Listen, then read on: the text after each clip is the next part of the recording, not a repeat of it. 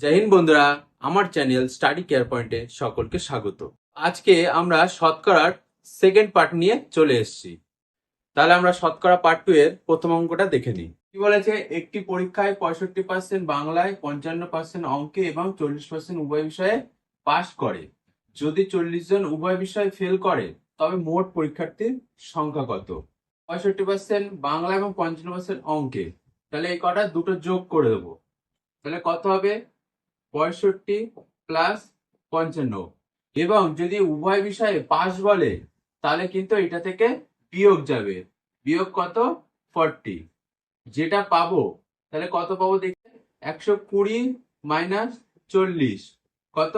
80।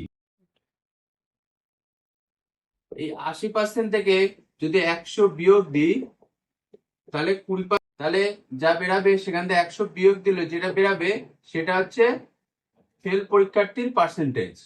এবার আমরা বলতে পারি যে 40 জন উভয় বিষয়ে ফেল করে, তাহলে আমরা বলতে পারি এই 20%ই হচ্ছে এই 40 জন।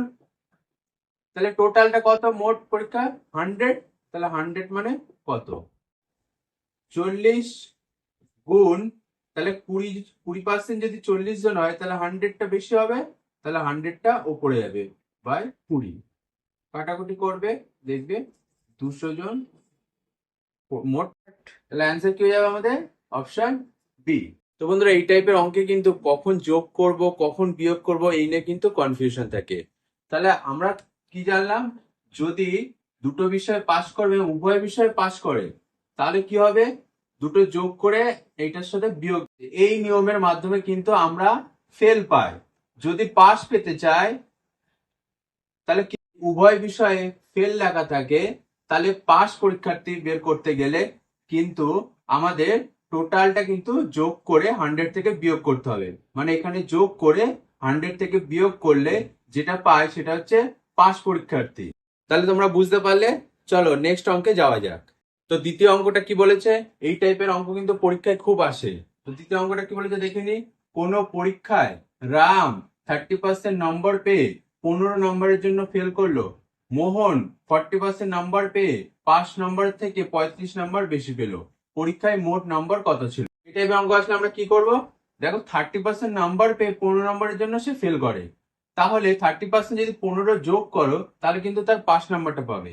ওইদিকে মোহন কিন্তু 40% নাম্বার পেয়ে 5 নম্বর থেকে 35 নম্বর বেশি পেয়ে দেয়, তাহলে তার মোট নাম্বার থেকে যদি 40% থেকে যদি 35 বিয়োগ দিই তাহলে কিন্তু তার 5 নম্বর আসবে। তাহলে আমরা অঙ্কটা লিখতে পারি এরকম ভাবে যে কোন একটি নাম্বারে 30% পেয়ে প্লাস 15 নাম্বার হলে কিন্তু সেটা পাস করতো। এইদিকে মোহন কি করেছে? 40% পেয়ে 35 নাম্বার বেশি পেয়েছে, তাহলে 35 নাম্বার সে যদি কম পেত তাহলে কিন্তু সেও পাস করতো। তাহলে এটার মাধ্যমে আমরা কি পাবো? মোট নাম্বারটা পেয়ে যাবো। কি করব? এদিকে 30% রয়েছে, তাহলে এই 40%টা সমান সমান এইদিকে নিয়ে আসতে কি হয়ে যাবে? মাইনাস হয়ে যাবে।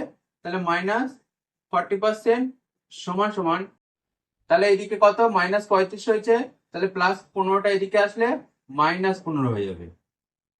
তাহলে দেখো যদি দুটোর বিয়োগ করি তাহলে এদিকে +30 আছে, -40 বিয়োগ যদি করি -10% থাকবে।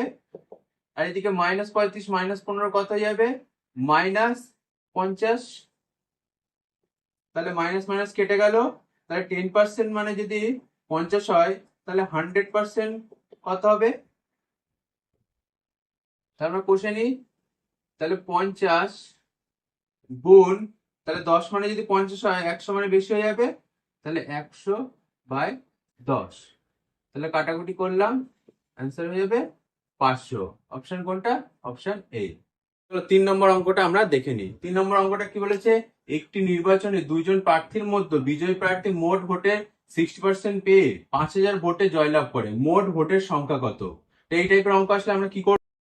তাহলে বিজয়ী প্রার্থী মোট ভোটে 60% পেয়ে, তাহলে যে হেরেছে সে কত পেয়েছে?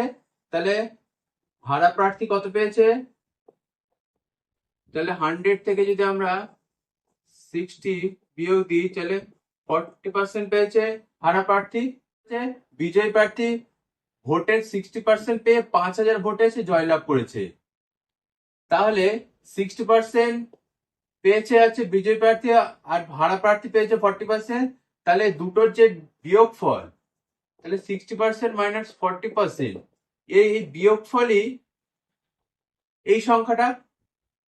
তাহলে এদের দুজনের বিয়োগফলই বলেছে 5000 ভোট সে বেশি পেয়েছে। তাহলে আমরা বলতে পারি এই 20% মানে 5000 ভোট, এই 20% মানে কত? 5000 ভোট। তাহলে 100 মানে কত? কত? 5000 গুণ, তাহলে 20 মানে যদি 5000 হয়, 100 মানে বেশি হবে, তাহলে 100/20 কাটা 25,000 ভোট প্রার্থী ছিল। অ্যান্সার কোনটা হয়ে যাবে? Option B. তো 4 নম্বর অঙ্কটা আমরা একটু দেখে নিই। কি বলেছে? একটি বিদ্যালয়ের ছাত্রছাত্রীর অনুপাত 2:3 যদি 20% ছাত্র ও 30% ছাত্র প্রাপ্তবয়স্ক হয়, তবে অপ্রাপ্ত ছাত্রছাত্রীর সংখ্যার হার কত? তো এই টাইপের অঙ্ক আসলে আমরা কি করব? দেখো, ছাত্রছাত্রী অনুপাত কত বলেছে? 2:3। তাহলে ধরি ছাত্র ও ছাত্রী অনুপাত কত? 2:3। আচ্ছা, আমরা এই ধরি কথাটা কেন লিখলাম? তাহলে আমরা ছাত্রছাত্রী অনুপাতটাকে আমরা কি ধরে নেব? ছাত্রটাকে 200 ধরে নেব আর ছাত্রীটাকে 300 ধরে নেব। এটা অঙ্কের কাটাকুটির সুবিধার জন্য বা অঙ্কের সুবিধার জন্য এটা করে থাকি।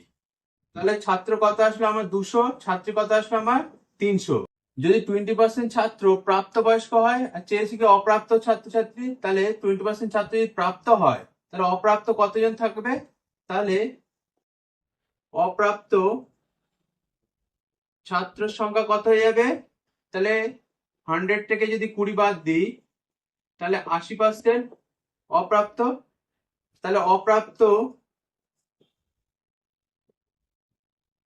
ছাত্রী কত আছে? তাহলে বলেছে কত? 30%। তাহলে 100 থেকে যদি আমরা 30 মাইনাস করি, তাহলে কত? 70%। তাহলে ছাত্রটা এবার আমরা কি করতে পারি?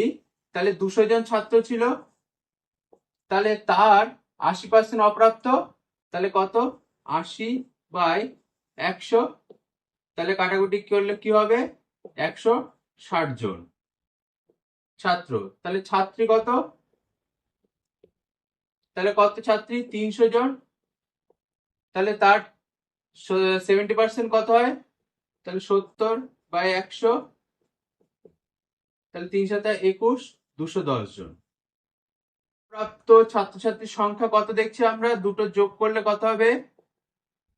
370 জন। তাহলে মোট ছাত্রছাত্রী কতজন ছিল? দেখো, দুটো যোগফল কত হচ্ছে? 500। তাহলে আমরা বলতে পারি এই 500 জনের মধ্যে 370 জন অপ্রাপ্ত ছাত্রছাত্রী। তাহলে শতকরা বলেছে, তাহলে 100% কত? 370 গুণ, তাহলে 500তে যদি এত হয়, তাহলে 100 কি কম হবে? তাহলে 100/500। তাহলে কাটাকুটি করব, দেখবো আমরা 74%। তাহলে অপশন কি হয়ে যাবে? Option A. তো এই ভিডিওটা আজ এই পর্যন্তই। দেখা হচ্ছে নতুন ভিডিওর সাথে।